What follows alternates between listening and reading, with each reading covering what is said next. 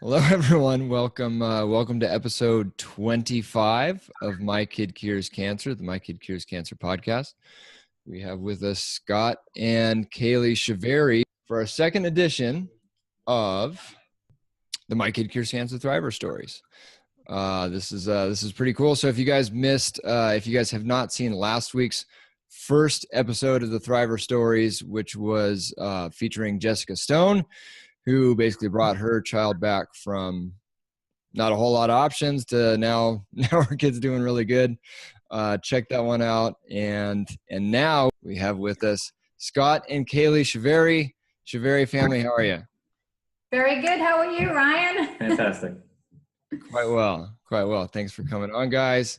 I have known the Chaverris for quite some time now, and they're awesome people and have an awesome story of implementing natural or an integrative approach, I guess would be the correct term to use, for their son Mathew, who's doing great, just like Ryder.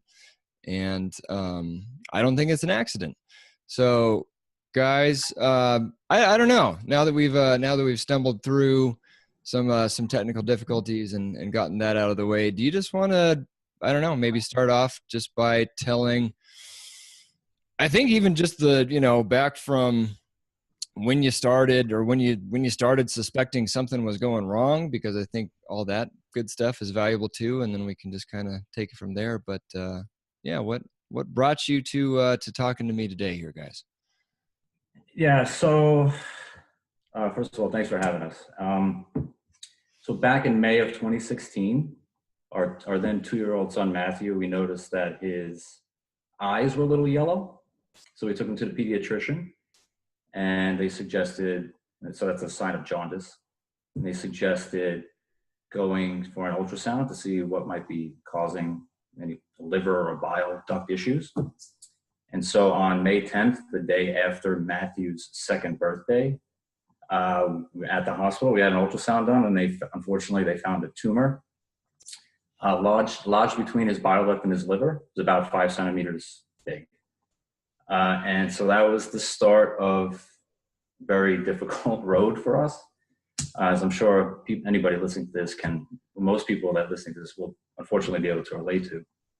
And, I could probably, I'll tell a little bit more about what happened over the next few weeks, but I would preface to give some context about kind of us. And I think one of the reasons why you and I are such good friends is because we have a lot in common, in terms of we were both very health conscious before this even happened, which made it that much more surprising. And from my own perspective, heading into this, I have a lot of skepticism with respect to the conventional medical model. It's the for-profit patent pharmaceutical conventional model that kind of runs the world. And just based on my own experiences, my own observation, I have limited trust in the system. And so I want to give that context because it might explain some of the things that we kind of get into, right?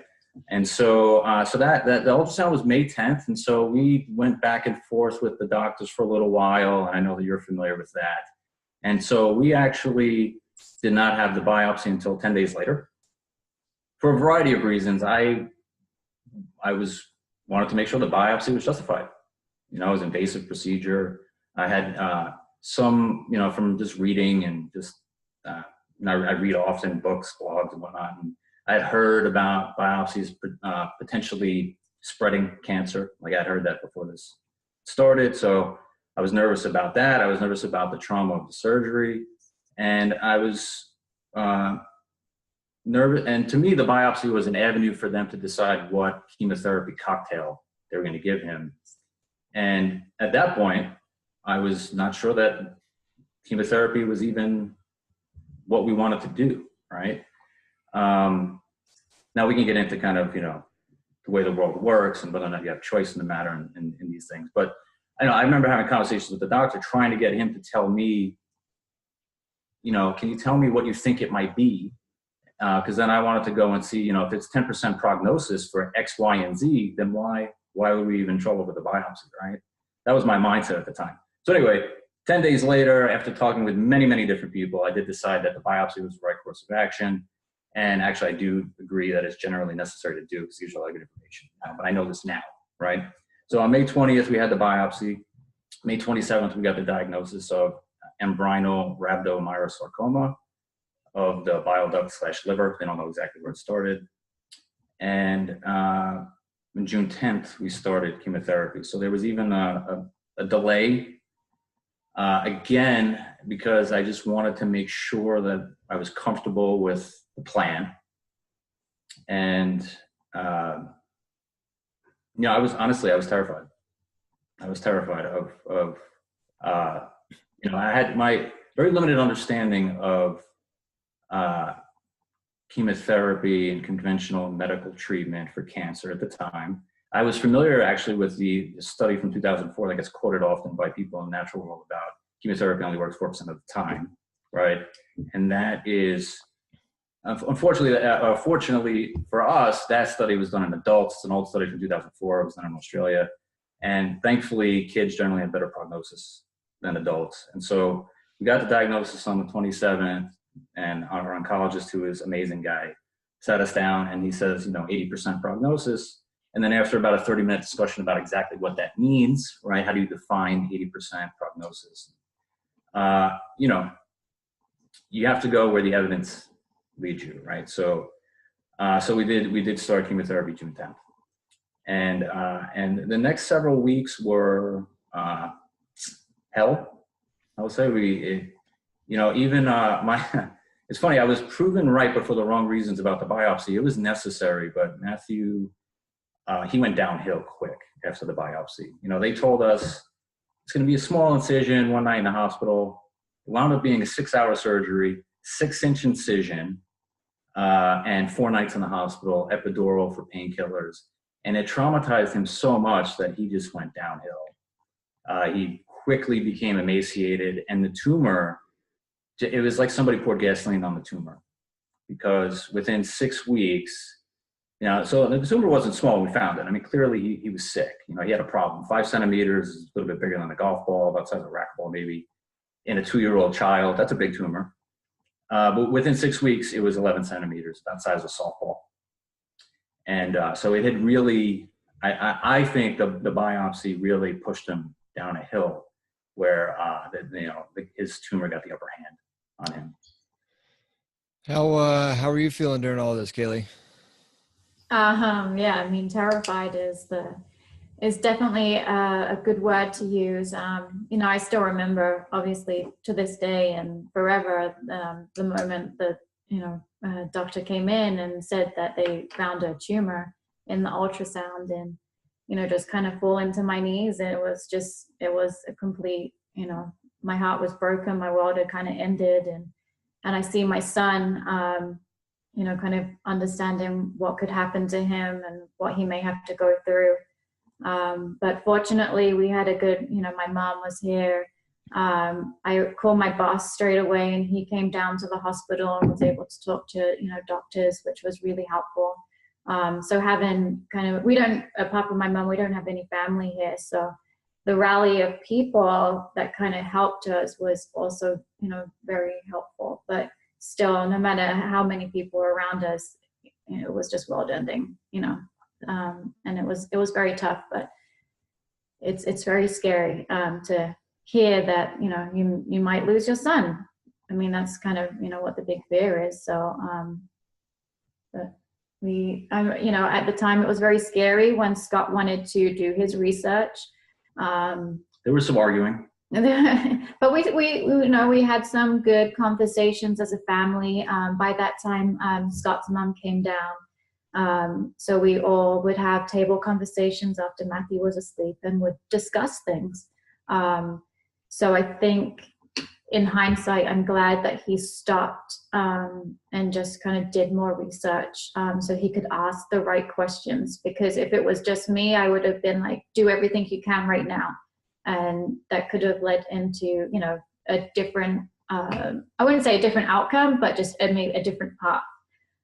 So I'm, grateful that it's just good to ask questions. That's the biggest thing. So Scott was the natural health enthusiast slash conspiracy theorist of the family, huh? Yeah, and I tried to be the buffer too, because I wanted to respect the doctors, and try and be kind of like that middle kind of person. If he got a little bit too kind of I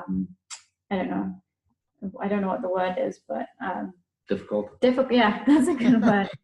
Just to show them that it's just him making sure that we're making the right decisions.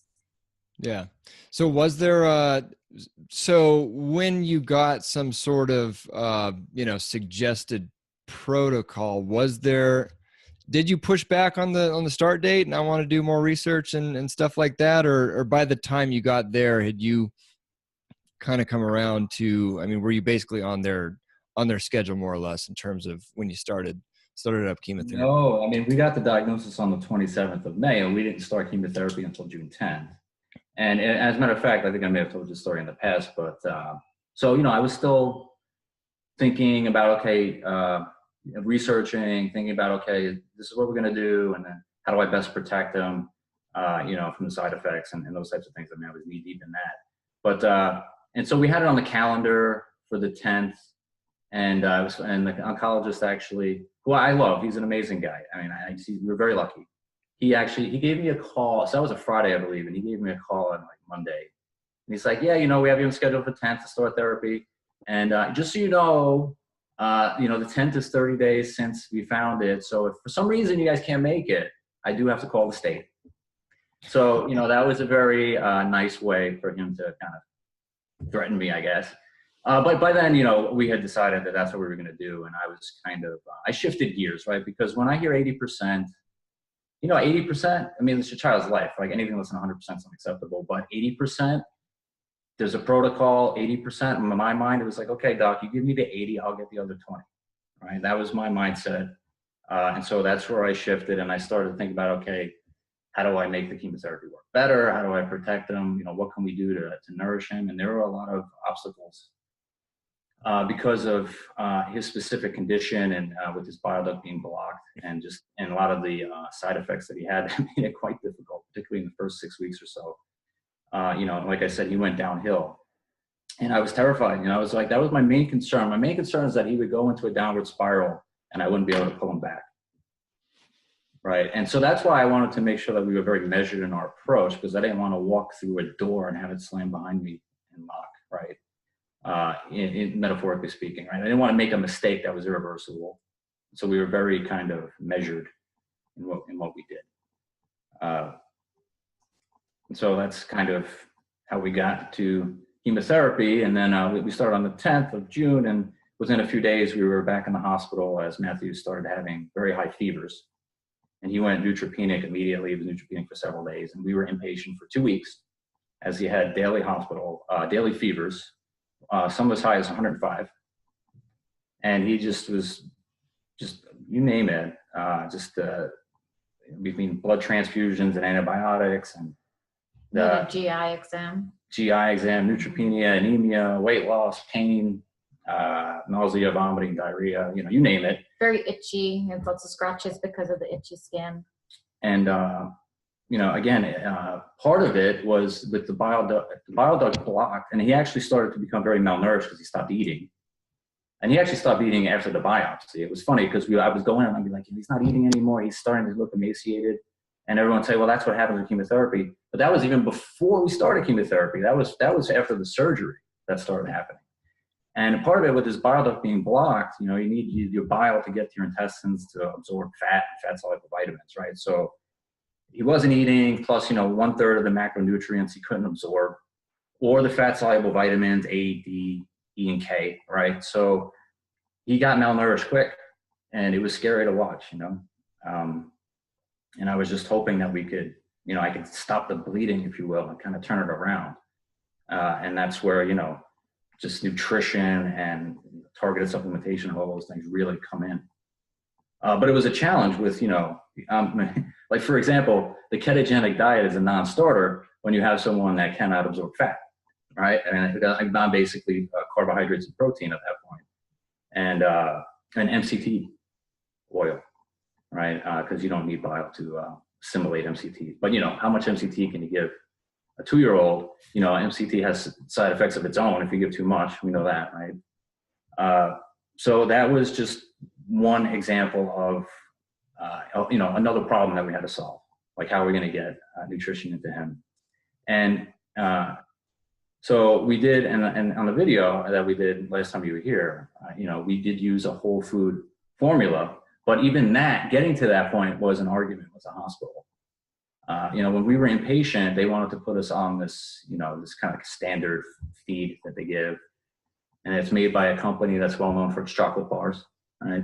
And it's you know, the first ingredient's maltodextrin. The second is, I want to say cornstarch. Then there's MCTs, and then soybean oil. You know, so I would say 3 out of the top 4 in my eyes are garbage.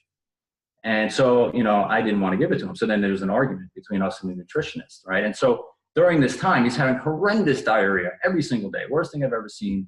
I mean, I had oysters in Mexico and came back with Montezuma's Revenge once.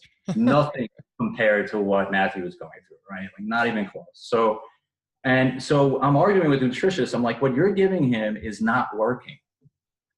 So we would like to try this stuff called Nourish. It's whole food, you know, and I think, you know, and I probably went on a rant about why whole food is superior to the garbage that we're giving him. And I'm like, but, you know, it doesn't matter. What you're giving is not working. But it was just another example of this tension that was occurring. And probably a lot of it was my own fault, but there was a lot of tension, especially in the early weeks. Can you see by his words how difficult he is? But anyway, the reason I wanted to tell that story is because the nutritionist actually, and it was one of the times, it was actually another threat that we had, where the nutritionist said to me, fine, but if it doesn't work, we're not having this conversation again. Like, I'll never forget those words, right? Because he was having massive diarrhea for days. I got the Nourish ship from Ohio, finally got it. I was all excited to give it to him. I give it to him. Then they yell at me because they didn't get permission to give it to him, right? Because you have to get a permission slip to feed your own kid in the hospital. And then the nutritionist got wind of it, and she didn't like it, and so she came in and argued with it. And I said, look, it's not working, but let's just try it. Let's just try it. After massive diarrhea for multiple days running, I would like to put your garbage aside and give them real food. And but, you know, then the pressure was on, right? Like, if it doesn't work, if this isn't the magic bullet that we need it to be to fix his GI stress, you know, we're gonna be having the same argument tomorrow. And but, you know, as things turned out, I don't know, 8 to 10 hours later, perfect bowel movement, right? I remember, you know, it's funny, like, just the things you celebrate, but that was, you know, we were high-fiving, you know, in the hospital. It's like, hey, you know, the diarrhea is gone. What do you know? Like, real food is good, right? But, you know, like, having to win these little battles along the way is part of the challenge. Teddy and I always crack up about how big of a deal your kid's bowel movement is when you're going through this. I'm still. Your highs and lows are measured in bowel movements. It's good. But yeah, so I mean, just, you know, you guys were so it was that quick that you started giving him whole food nutrition and things started to turn around. Yeah, you know, I tried. So you know, even because I'm trying to remember when he got his feeding tube, because he stopped eating after he surgery. got his feeding tube shortly after his first round of chemo.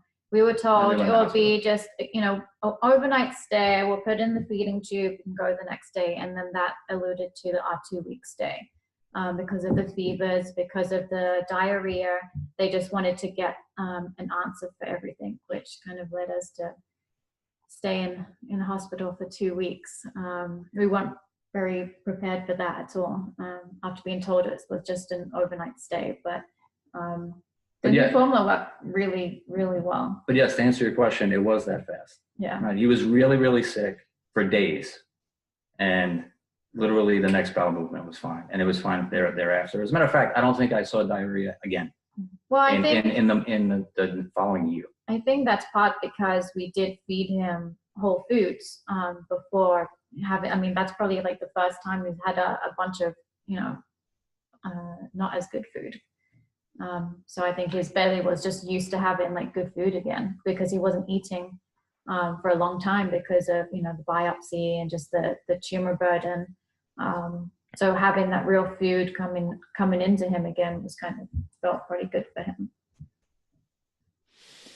And so that wasn't like the end of the side effects, right? I know you. No. Yeah. I mean, the fevers were a prompt of the hospital stay. I think, and the article that I wrote for you was really probably the main side effect, which then preoccupied my life for the next 2 months, was, the neuropathy, right? And so, again, the bile duct, the blocked bile ducts, damn you, because, if you read the vincristine insert, which of course they don't give you, if you actually bother to find it online and read it, it says, don't use this if your bilirubin is above 3, right? And Matthew's at that time, because the father was like, his bilirubin was in the teens. It was at like 24 at its highest. Okay, yeah, that's worse than 24. So, and I think, has something to do with liver metabolizing it and getting it out of the body. And so if it's circling around the body longer, it's much more toxic, right? And so his neuropathy was, I think some of the neuropathy symptoms he had, like our doctor had never seen. And it was terrible. He had the ptosis, which is spelled Ptosis, where his eyelids started to droop. You get the lazy eye, where the eyes start to go inwards, right? All this nerve damage. Obviously pain in hands and feet. He had, and then this very kind of obscure side effect, which it took me a while to figure out, but the delayed gastric emptying, where literally, here I have a child that I'm trying to nourish as best as I possibly can. And if I feed him more than 60 mLs per hour, 3 hours straight, he would throw up.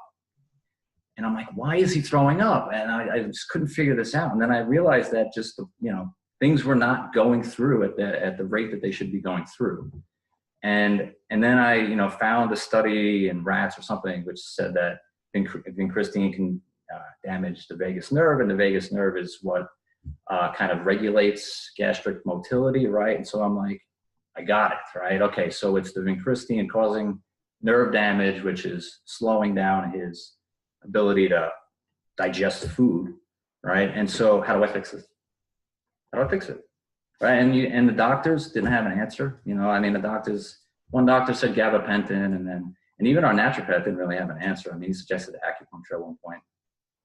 So I had to figure out how to fix it, right? So, that was kind of where that research from the article came from, right? So, I kind of deduced that GABA had something to do with it, and if we could support his own natural GABA production, that it would work. I also found a supplement called Iberogast, which is really good and actually speeds up gastric motility. It's used for GERD and like acid reflux, but it's also good for that purpose. So I used that along with kind of the neuropathy protocol, and thankfully it worked, and he was able to kind of start getting the nutrition in again. But that again was another kind of curveball, if you will, right?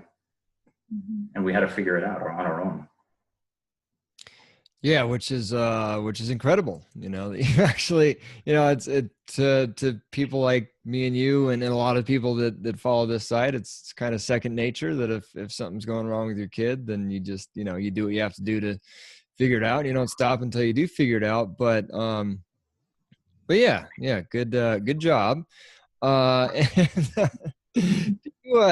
you go into any more detail in terms of like what your thought process was, and just what, like, you were just clicking around on the studies, like what were you actually searching for within PubMed or whatever you were in? Like what search terms were you using? How was your mind working, and how did you come to finding what it was that you found that eventually fixed the problem?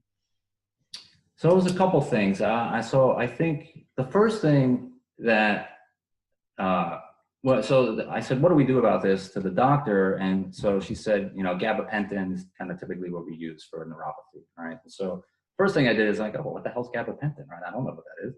And so I went and I was like, oh, gabapentin. And then I came across Lyrica, which is also used for, I think, diabetic neuropathy. And that's, I think the generic name for that is pregabalin. So I was like, oh, they both have GABA in them. What are they? And then it turns out they're synthetic GABA, right? And so I'm like, okay, so if synthetic GABA helps solve this problem, then maybe if I can support his own GABA production, I'll solve the problem. So that was the first thought process. And then the second thing was just going on PubMed. And once I kind of like, okay, he has really bad neuropathy, and I think that, and he's having this gastric motility problem. I think it could be related. Just vincristine neuropathy, and just reading everything that I could with those two search terms that I could find anywhere. And then the pieces of the puzzle start to come together. You read a study. So at first I'm reading about how can I naturally increase his own GABA production, right? Because I want the body to heal itself. And then over here I'm reading, okay, well, here is how, other doctors have treated vincristine-induced neuropathy, and I'm finding that they're using vitamin B6. I'm finding that they're, and interestingly enough, vitamin B6 is involved in GABA production, right? And so these things, slowly it started to weave together in my mind, right? But, at the end of the day, I think it's a cohesive narrative, but I'm just going to use whatever I think is going to help, as long as and I actually penned that whole narrative, and then I ran the oncologist through it, and I'm like, what do you think? And he just looked at me and he said, I don't disagree with anything you said. And I was like, okay. So I think, even he may perhaps, nobody knows everything, right? So, and then certainly the naturopath didn't know either. But, that was really the process. PubMed, Google, searching around and just reading as much as I could and trying to figure it out. That's good stuff. And so what happened from there in terms of just the cancer, the diagnostic markers in general, and then I know that wasn't it for the side effects either, right? No, so he couldn't walk. Well, I couldn't walk. That was terrible. Mm-hmm. And actually, all of these physical things, but for me as his dad, like the worst thing was he was stoic. He went completely stoic for about 5 weeks. No emotion, no smiling, no laughing. It was a terrible thing. And, high-fiving. Like I remember the first time I got him bringing up bad memories here, so excuse me. But I remember when first time I got him to laugh in the hospital, it was like such a big deal, because he'd been stoic for so long. And to me, your attitude is a big part of healing. So that was another obstacle, right? Like, why is he stoic? He was so traumatized from everything that was happening. He just shut down, So, that was trying to break him out of that. That was a big side effect, going completely emotionless for over a month.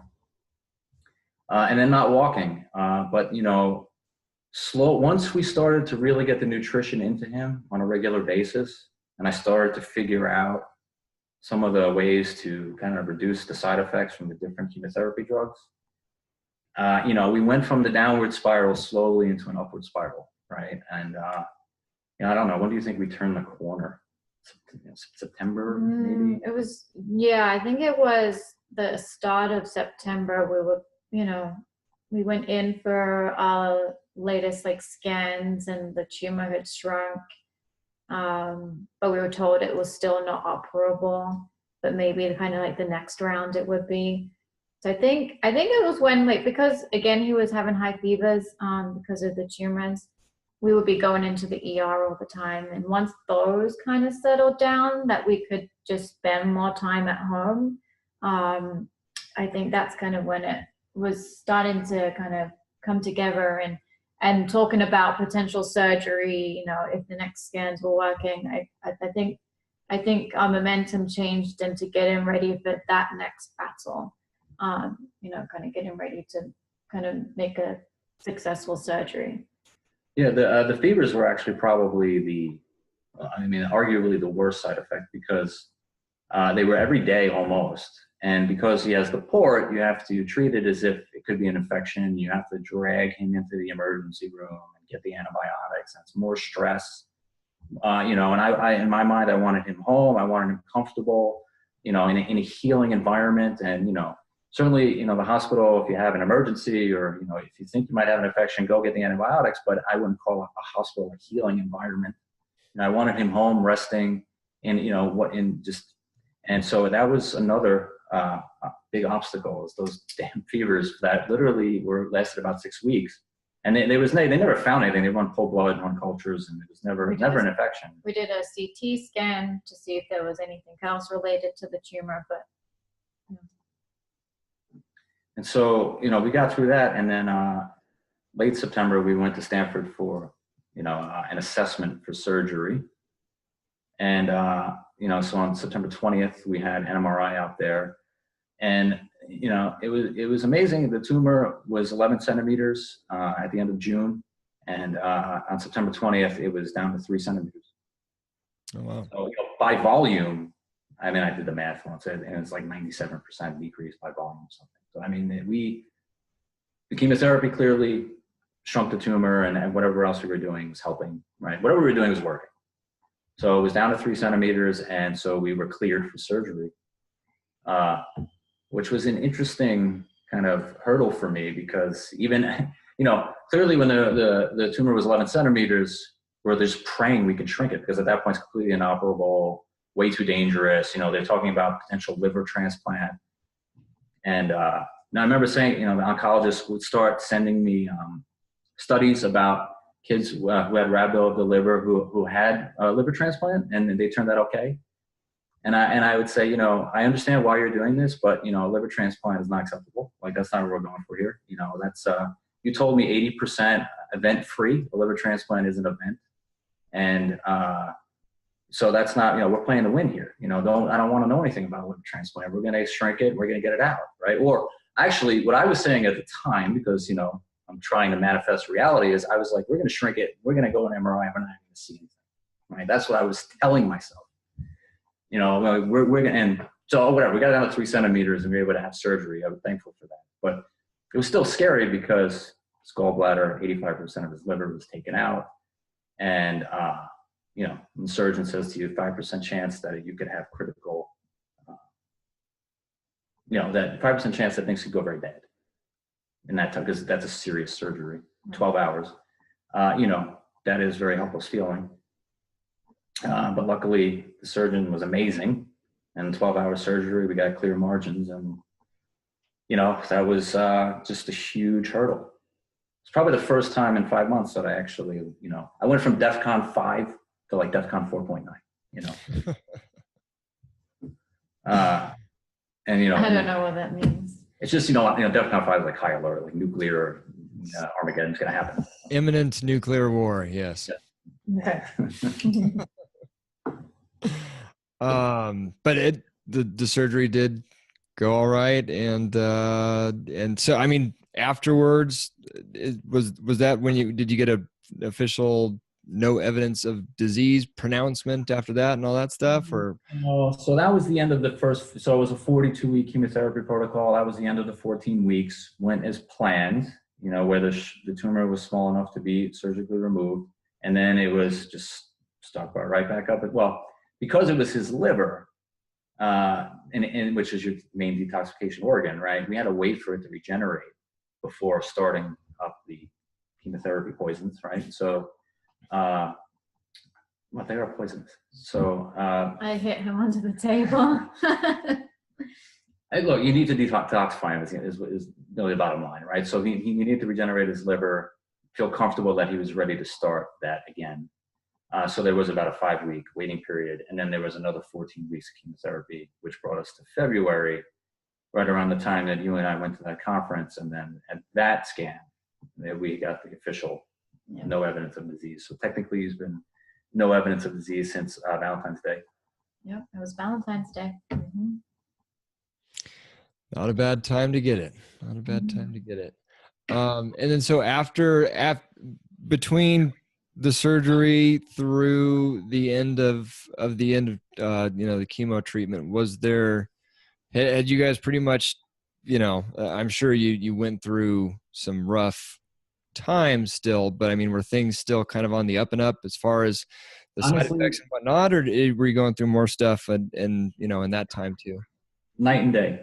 The first 4 months were total hell, and then the last 8 months, of that year were completely different. The side effects were almost, he was still getting chemotherapy every week, and he still had his feeding tube. He still had his feeding tube, so he wasn't eating. But other than that, once And then he started walking again in November. And Thanksgiving. And, after that, I mean, there was almost no side effects at all, except for, occasional nausea with his VAC, which is vincristine, dexamethasone, and cyclophosphamide. It's a kind of one of the heavy duty ones that they give. He would get a little nauseous, within 24 hours of that, and by then I kind of cracked the code on how to prevent it.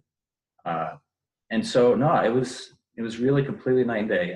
The last 8 months were, and actually that was part of, because part of me is like, well, look, no evidence of disease. Why do we need to keep giving chemotherapy? And I asked that question of the oncologist. And, and at that point I started doing more research about the history of how rhabdomyosarcoma has been treated. And, he said to me, well, because this radiation was also being discussed. And I researched that, and I couldn't find good evidence that improved prognosis, and plus my predisposition. I mean, I'm aware of my own biases. My bias was to not do it, but I did give it a chance. I tried to prove myself wrong, right? And I researched it. I couldn't find good evidence that it improved prognosis, and I brought that to the oncologist. We had that discussion. So then later on, so he kind of let it go. And then later on, I was like, well, hey, why don't we cut the chemotherapy short too? And he was saying, well, if we're not going to do radiation, we really should finish the protocol. And so I thought was a reasonable compromise.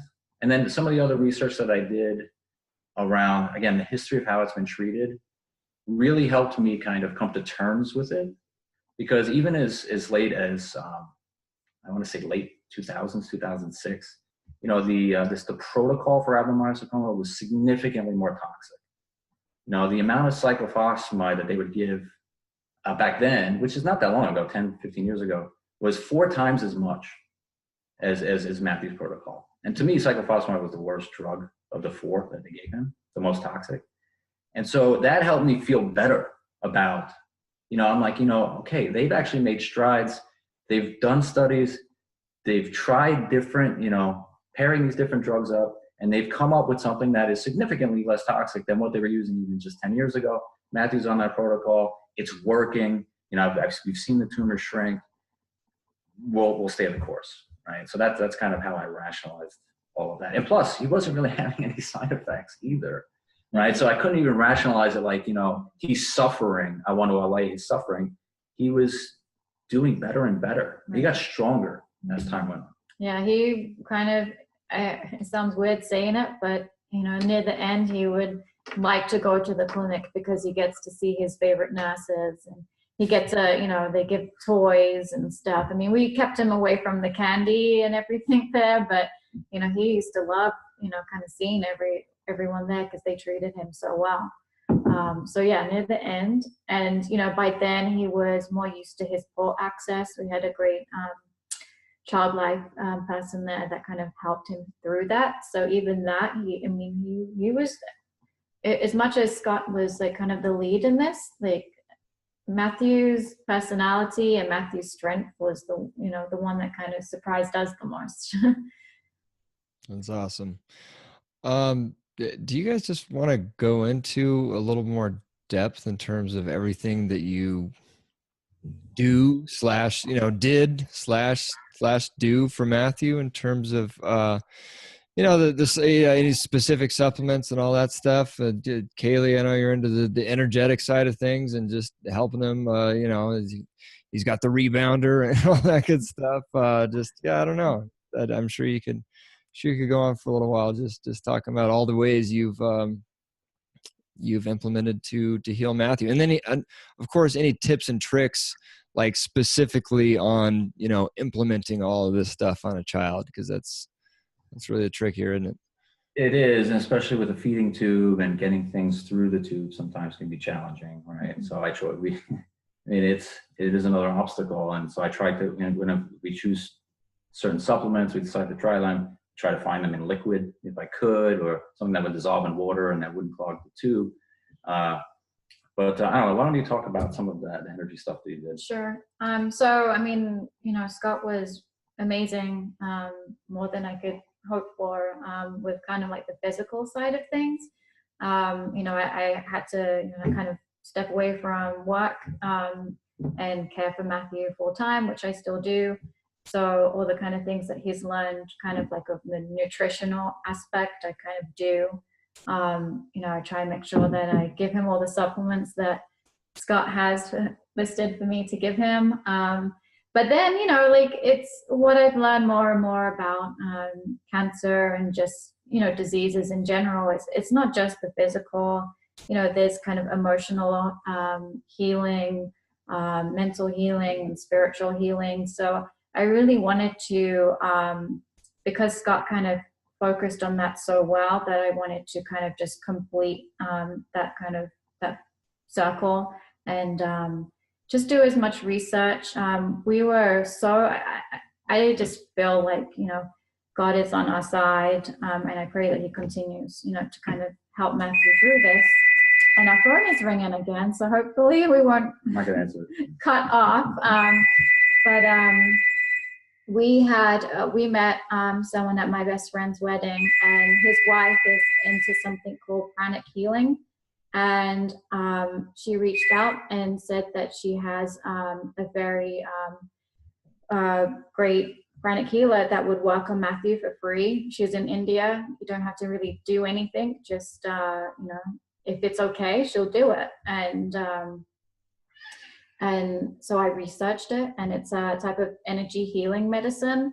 It's not like Reiki in the sense that kind of basically anyone could do it. You don't have to be kind of like inducted, and but it works with chakras and meridians. So again, a little bit like you could say like acupuncture too, because they work with meridians, but then you don't have to go to school for years and go into lots of debt. Like it's something that kind of is very open to anyone to look into.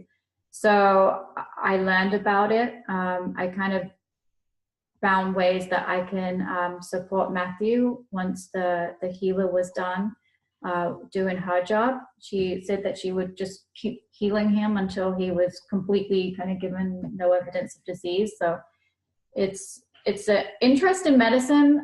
If you go to pranic healing, it's by Master Choa Koksui. He's passed now, but he has a guy called Master Ko that has kind of taken on a lot of his responsibilities. But it's a very interesting concept. They talk about how you have an energy body around you, and if you try and heal the energy body and the physical body, then kind of healing happens much faster. And our healer was fantastic. Even during surgery, she had all the times of when he was in surgery, and she would do extra healing. But there's different protocols for different things. Like even if you had a cold or if you cut yourself, there's so many different techniques that anyone can use. You just buy the book and follow the instructions. It's kind of like a cookbook. So I found that really interesting. And, you know, now that Mathew is kind of no evidence of disease, about 3 times a week, I just do my own healing on him. So I would, you know, if there's anyone out there that wants to look into it, you just Google pranic healing, and it's very interesting. And again, anyone can do it. You just go to a class, and it's, you know, simple as that. But then, yeah. Well, it's interesting because this is, you know, we kind of naturally fell into our roles, right? I'm more analytical. She's more intuitive. I was researching, looking for, you know, just actionable physical things that I can do. And then she just kind of fell into, and I think it's a good combination, right? Like, I don't know anything about pranic healing, you know, and I'm actually kind of generally skeptical of some of that stuff, but, you know, can't hurt. And certainly to the extent that it's empowering, you know, for Kayleigh to do it, and it probably is doing something, but I know, who knows exactly what the mechanism of action is, right? Well, I've noticed he sleeps better when I do it. Nice that I don't give pranic healing. He cries throughout the night sometimes, but when I do it, he has a solid night's sleep. So that could be coincidence. Do it every night. I know. But then, you know, I take him to the chiropractor every other week, and we have a great chiropractor. We do detox baths. You know, we have a sauna. We're trying to get him in there more often. But then another thing that I've taken very seriously is just the world that we live in now, with kind of electronic pollution everywhere, with cell phone towers and Wi-Fi and everything. So Scott was very into that already, but I kind of felt very interested in it because it's energy too. It's kind of, all the energy around us. So I'm been learning about that, and now I'm gonna start my own business to try and build awareness to families about the health effects of electronic pollution and how you can implement strategies around the home, because sleep is probably the most crucial part of your regeneration process. And being able to implement these small things can kind of help your child, because they're rapidly growing cells, they're growing, so they're a lot more vulnerable to these outside pollutions. Yeah, so one of the things that we do is we turn off the power to his room when he sleeps, right? Because there are electric fields that come out of the wall and they can perhaps disrupt optimal functioning, right? So he also sleeps in a canopy, an EMF canopy. Which he loves. I mean, he's a kid, it's fun for him to have a little canopy. And I do think, these don't cost any money either. It doesn't cost any, well, the canopy costs money, but, shutting the power off to the room, or, turning off the Wi-Fi at night doesn't cost any money. Not using your cell phone, or putting the cell phone on airplane mode, or keeping it away from you when you sleep doesn't cost any money. Mm-hmm. So to me, there's no downside. It's just part of an overall strategy of just trying to have the most healing environment possible. Right. But, for me, the basics are clean air, clean water, whole food, right? They kind of start there. A good sleep environment, so darkness in our house, except for now, typically when the sun goes down, the lights go down, and we have amber and red bulbs in our house, right? So we try to honor our circadian biology as much as we can. There's no screen time for Mathew past 7 o'clock, TV's off, there's nothing, right? So that is important. A lot of sunshine, getting outside, getting the sunshine, running around. Well, certainly when he was going through therapy, we were germaphobes, and we're following him around, sterilizing everything in front of him. Now he's 6 months past, I want him running barefoot out in the dirt, just being a kid, getting sun, so that to me is important. And then, I could talk a lot about supplements, but another thing that I did try to do, and again, carefully, was I tried to minimize the medications, right? I've had to be very judicious about the medications, because the medications have side effects, and a lot of times they lead to more medications, or someone, I want, if I can do something natural that can achieve the same outcome and has side benefits, I would prefer to do that. And so there's a lot of research about, nausea and those types of things, like what can you do naturally versus, you've got some articles I wrote for you, you'll be putting up soon about some of those things about, hey, what do you got to lose by trying to use ginger as for nausea? Maybe it'll work, maybe it won't. But, ginger probably has some good side benefits. And if it works for the nausea and you get some anti-cancer benefits, win-win, I'll take that. And then, there were a lot of supplements that we gave him, for sure. You've seen my spreadsheet, and I don't know if you want me to get into that level of detail, but in terms of how I try to think about what kind of supplementation to give him. There were two main buckets. There was the chemotherapy side effects bucket, and then there was the anti-cancer, what can I do that might help on the anti-cancer front, supplementation, right? So certainly, and we're in our remission protocol that he's getting now is all in the anti-cancer bucket, right? Because he's not getting chemotherapy. But it was both. I spent a lot of time researching both. And were you, that was a lot. Thank you for all that. And yeah, to Kayleigh's point, I think at the end of the day, it's kind of universally accepted. We are energetic beings, right? If you break us down far enough, it's pretty much, you don't find anything but energy, that sort of thing. So I think you would be remiss not to really take that side of things seriously and be asking just like, you know, what can I do in terms of all the supplements and just what can I be pumping into the kid? Just, you know, how energetically, what does that even mean? And you know, what all can we be doing on that side? And, you know, the EMFs obviously are a big deal with that too, because yeah, I mean, you know, we're not supposed to be exposed to that stuff. It's unnatural, just like a toxin or something. Well, yeah, it is. It's toxin, I guess you could say. Pollution. Yeah, it's a type of pollution, and it can block many of our body's natural processes. It's very interesting, and I'm really excited to kind of build awareness to others. That's cool, Kayleigh. So are you going to be doing something online or like a local thing or a little bit of both, or what is it? Yeah, a little bit of both.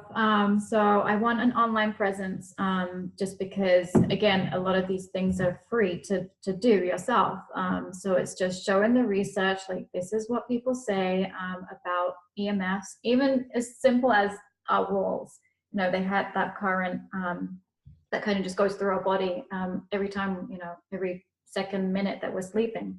And then to just do that online, you know, I want to do videos and, you know, have Mathew involved and all of that kind of stuff. But then I'm working, I joined with a company called GeoVital as an EMO only affiliate. And that will allow me to go to people's houses in Arizona. I mean, I could go anywhere, but I live in Arizona. So, and I can actually I have equipment where I can really kind of dig deep into, you know, what we could do to make their homes healthier, to give, you know, your own bodies that ability to heal from the day, from all the other exposures that we've had. Because again, the sleep is the most crucial part to healing, you know, yourself from the day. So yeah, I'm really excited to. It makes a difference. So we had a GeoVital guy come here, and he did an assessment, and you know, there is a difference when you measure your voltage. So he measured Mathew when he was laying in bed, on the voltage on his body, and then we shut the breakers off, and the voltage on his body went down, right? Because it wasn't electric coursing through the walls, or voltage. So it, you know, it just makes you wonder. It's like, you know, it's kind of a hidden, you know, people don't think about it, right? But you know, we're trying to optimize his environment as best we can, and so that's definitely one of the things we're more cognizant of. Right. And I suppose we're getting on in the time here, but before we go, Scott, I mean, we talked about, you know, kind of your thought process on researching the you know, the chemotherapy mitigation side of things. I don't want you to necessarily, you know, just expound on the entire list of everything you've ever done supplementally for Mathew, but just anything in terms of just your thought process of how you were kind of categorizing things in your mind, and what kind of searches you were doing, and how you kind of differentiated and put things into different buckets within the anti-cancer bucket, that sort of thing. Yeah, if you could just maybe spend a couple minutes on that, because I know that's. So there were two books that I read that I felt were really helpful. I mean, there were so many books out there, but one of them was Integrative Oncology by Andy Weil and Dr. Abrams. And they're both MDs. And it's a really good book, and they talk a lot about the research and strength of the research and a lot of these natural compounds, and you know, what is actually, it's tough because everything, you know, just about every plant seems to have some sort of anti-cancer activity. But how is that helpful, right? Like, you need, I need to know, like, what's, you know, what do we have a lot of evidence for, right? Like that's where my mind's at, because I want to focus on, I want to have a more targeted strategy. So that book was really helpful. And there was another book called Naturopathic Oncology by a naturopath, Neil McKinney, up in Canada. And he's been practicing a long time. And Mathew's here. And what's up, dude?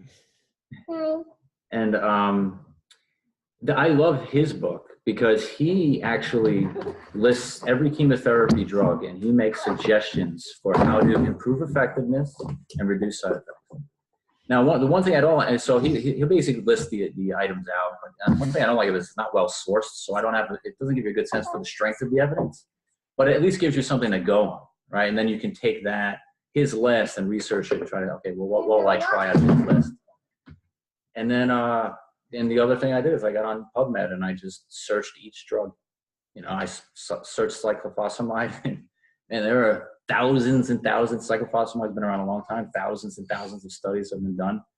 And I just, you know, maybe I searched for side effects or mucositis. You know, I would pair a side effect with the drug and see what I could come up with on PubMed. Irinotecan and Christine, the same thing, right? So that was typically how I approached it on that side of things. And on the anti-cancer side of things, I must have spent, and actually I was working on this in February when you and I went to the conference. You know, I must have spent, I want to say at least 200 hours reading through every rhabdomyosarcoma article or study that was done over the past 10 years, trying to understand, you know, which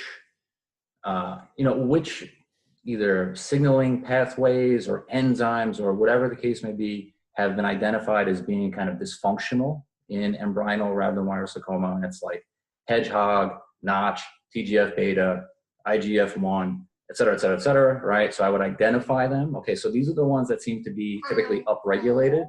And then I would do TGF-beta, natural TGF-beta inhibitor. You're not talking about this before. Natural IGF-1 inhibitor. And I started to build out a grid of, okay, oh, look at this. Resveratrol inhibits notch, inhibits hedgehog, inhibits TGF-beta. Look at all the things that resveratrol does. I like resveratrol. Like this seems like something I might want to roll with for a little bit, right? Because it hits all of these multiple pathways that seem to be dysfunctional, and it hits them in the right way, right? And so I built out this grid because again, knowing that all of these plants have anti-cancer activity is actually, then where do you even begin, right? You know, like if everything helps and nothing helps, right? So I had to start to build some sort of like ranking mechanism of, okay, and so it turns out that a lot of kind of things that we hear about happen to act on a lot of these pathways, which is why we hear about them a lot. The resveratrol, and the turmeric, and the milk thistle, and the green tea, and I have a whole spreadsheet of it. But that was kind of the approach. I mean, and it was quite an endeavor.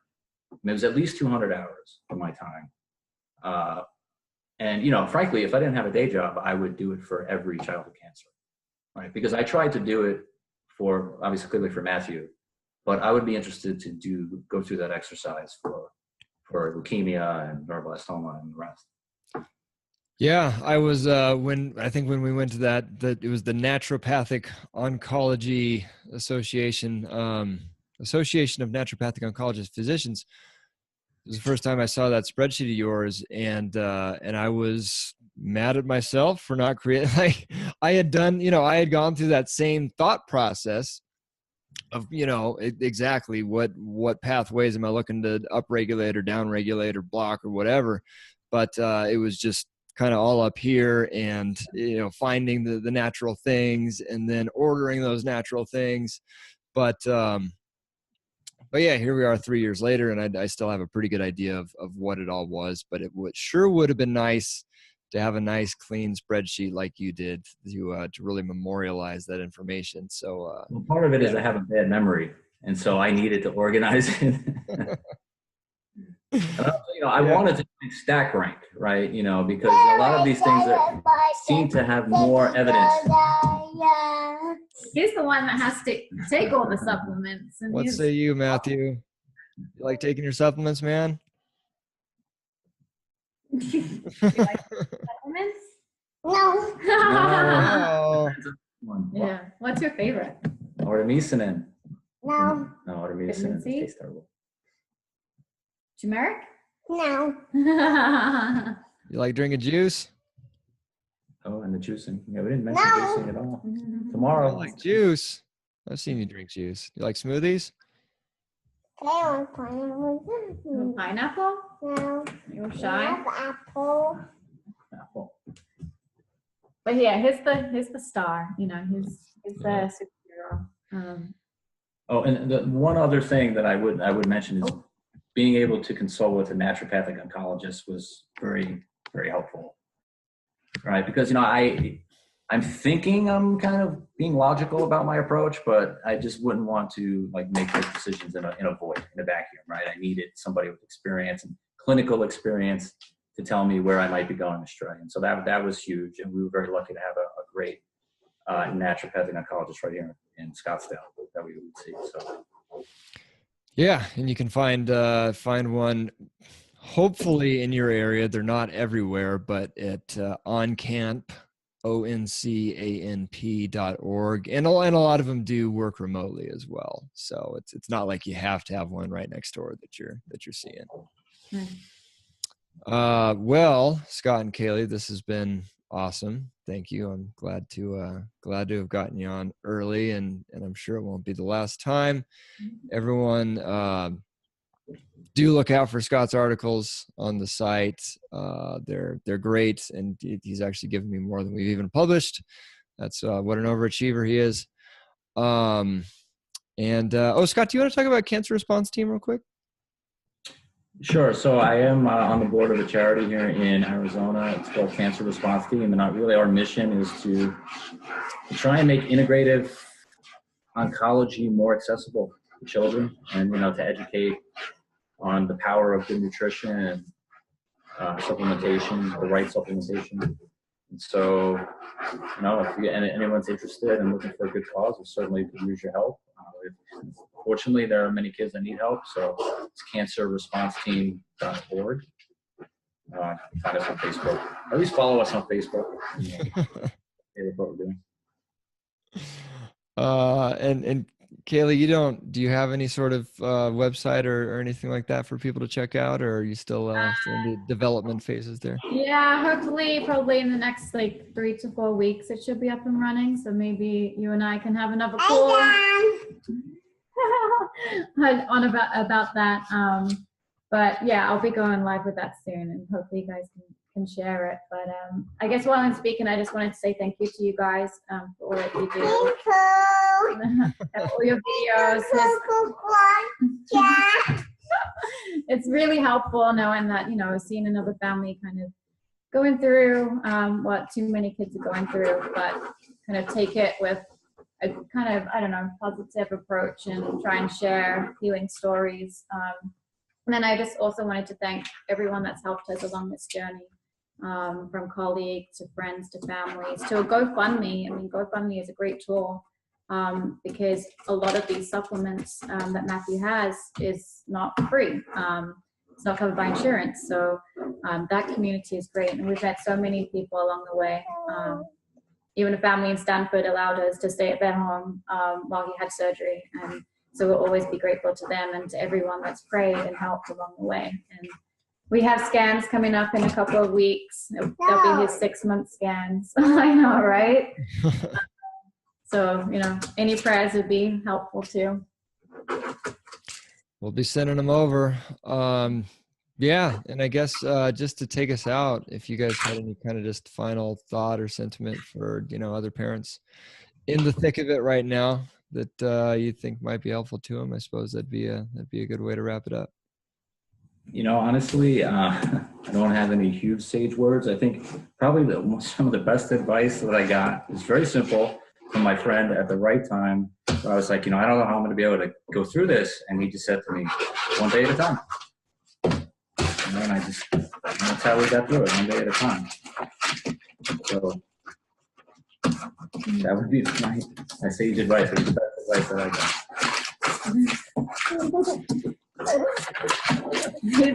He's quite the artist. Yeah, I think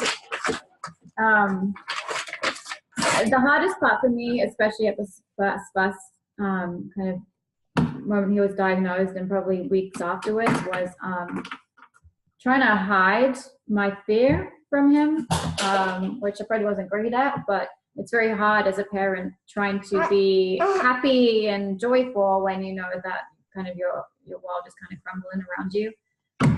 So that's hard. So just dig deep, know that you're not alone. Unfortunately, there's too many parents out there that will give you support. We're all here for each other, so feel free to reach out to me or to Scott, and we'll be there to give you any support we can. But we love you guys. I mean, we're all in this together, so we're praying for you too. You're so funny. Do you want to say anything to you? Say hi, Ryan. Hi, Ryan. Say hi, my kid cancer. Hi, Kid Cancer. Awesome. Awesome, guys. Well, this has been neat. We'll have to do it again sometime soon. Scott, Kayleigh, and Matt Chaverri. Thanks so much for coming, you guys. Thank you so Thanks, much, Ryan. Ryan. We love you guys. Thank you. Thank you,